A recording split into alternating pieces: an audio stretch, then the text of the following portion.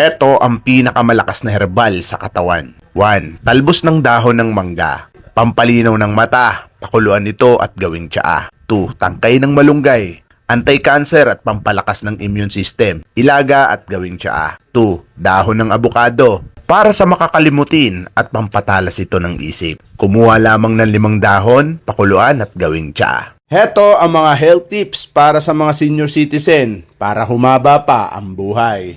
1. Iwasan ng stress at problema.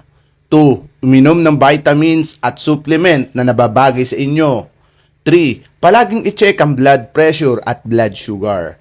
4. Palaging masaya. 5. Konti na lang ang kainin na kanin at damihan ng pagkain ng isda at manok. 6. Mag-ehersisyo tuwing umaga. Kapag 40 plus ka na, hindi ka na kinikilig. Mukha ka ng pera kasi. Kahit itanong mo pa sa nagbabasa. Yun.